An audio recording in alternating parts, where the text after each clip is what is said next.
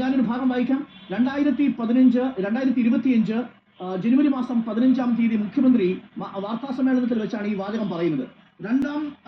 ഈ വാചകത്തിൽ ഇതാണ് പറയുന്നത്: ഇപ്പോൾ വനനിയമ ഭേദഗതി സംബന്ധിച്ച നിർദ്ദേശങ്ങളെക്കുറിച്ച് പല ആശങ്കകളും ഉയർന്നിട്ടുണ്ട്. ടു കോട്ട് CM, ഇക്കാര്യത്തിൽ അത്തരം ആശങ്കകൾ പരിഹരിക്കാതെ മുന്നോട്ട് നീങ്ങാൻ സർക്കാർ ഉദ്ദേശിക്കുന്നില്ല എന്ന് വ്യക്തമാക്കുകയാണ്.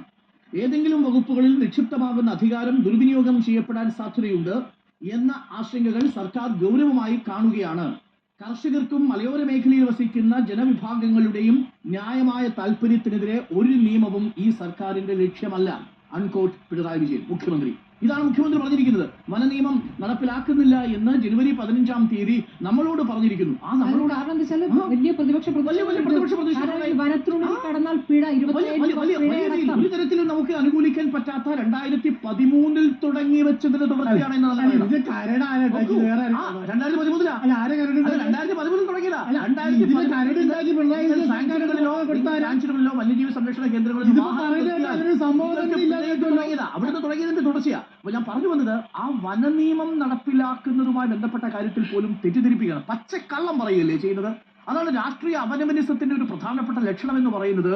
നിങ്ങൾ സത്യസന്ധമായ കാര്യങ്ങൾ പറയില്ല, നിങ്ങൾ ചിലപ്പോൾ വൈകാരികമായി പ്രതികരിക്കും. ആ വൈകാരികമായ പ്രതികരണമല്ലേ ഇന്നലത്തെ പത്രസമ്മേളനത്തിൽ നമ്മൾ കണ്ടത്. എന്റെ കയ്യിൽ കാശില്ല, അതുകൊണ്ട് ഞാൻ തെരഞ്ഞെടുപ്പിൽ മത്സരിക്കുന്നില്ല. അത് ജനകീയനായ സ്ഥാനാർത്ഥിയെ വരാനുള്ള ഒരു സാധ്യതയായിരുന്നു, ഒരു പ്രചരണമായിരുന്നു എന്ന് നമ്മൾ മനസ്സിലാക്കിയതല്ലേ. രണ്ടാമത്തത്, ഇന്നലെ കവളപ്പാറയിൽ സ്വരാജ് പോയില്ല എന്ന് പറഞ്ഞില്ലേ. ഇന്ന് എന്തെങ്കിലും പറയാനുണ്ടോ PV അൻവറിന് ആ വിഷയത്തിൽ? കവളപ്പാറയിൽ സ്വന്തം കുടയ്ക്ക് കീഴിലല്ലേ സ്വരാജ് പോയത്.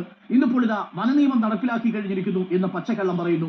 ഇങ്ങനെ ഓരോരോ ഘട്ടങ്ങളിലായിട്ട് PV അൻവറിന്റെ കയ്യിൽ നിന്ന് പിഴച്ചു പോവുകയാണ്. ഓരോ വാക്കുകളായിട്ട് പിഴച്ചു പോകുന്നതാണ് നമ്മൾ കണ്ടുവരുന്നത്. അത് അടുത്ത പ്രധാനപ്പെട്ട കാര്യം. അപ്പോൾ ഇനി ഏതെങ്കിലും തരത്തിൽ ഈ രാഷ്ട്രീയ അപനമനിസത്തിൽ നിന്ന് PV അൻവർ പിൻവാങ്ങാതെ മുന്നോട്ട് പോകുന്നത് സാധ്യമേ അല്ല. അതുകൊണ്ടാണ് ഞാൻ ഭയക്കുന്നത്. ഇത് കേരള രാഷ്ട്രീയത്തിൽ PV അൻവറിന് 10,000-ൽ കൂടുതൽ വോട്ടുകൾ കിട്ടിയാൽ അത് കൊടുക്കുന്ന മെസ്സേജ് എന്ന് പറയുന്നത് ഏതെങ്കിലും ഒരു വ്യക്തമായ രാഷ്ട്രീയത്തിനല്ല, അടിത്തറയില്ലാത്ത, ഒരുപക്ഷെ മതവാദത്തിൽ അധിഷ്ഠിതമായ, രാഷ്ട്രീയ അപനമനിസത്തിൽ അധിഷ്ഠിതമായിരിക്കുന്ന കേവലം വ്യക്തിപരവും വൈകാരികവുമായിട്ടുള്ള ഒരു വോട്ടായിട്ട് അത് മാറും എന്ന് ഞാൻ ഭയക്കുകയാണ്. ആ അർത്ഥത്തിൽ PV അൻവറിന്റെ രാഷ്ട്രീയം തികച്ചും അപകടകരമായ ഒരു രാഷ്ട്രീയമാണ് മുന്നോട്ട് വയ്ക്കുന്നത് എന്നതാണ് എന്റെ പ്രധാനപ്പെട്ട ഒരു വിലയിരുത്തൽ. അതുകൊണ്ട് തന്നെ അൻവർ ഒരു പക്ഷേ ഫാക്ടർ ആയേക്കാം. ഫാക്ടർ ആകുന്നത് കണക്കിന്റെ അടിസ്ഥാനത്തിലാണ്. പക്ഷെ അൻവർ മുന്നോട്ട് വയ്ക്കുന്ന രാഷ്ട്രീയം എന്ന് പറയുന്നത് തികച്ചും അപകടകരമായ ഒരു രാഷ്ട്രീയമാണ്. ഞാൻ ഒരു വാചകം കൂടി പറയാം.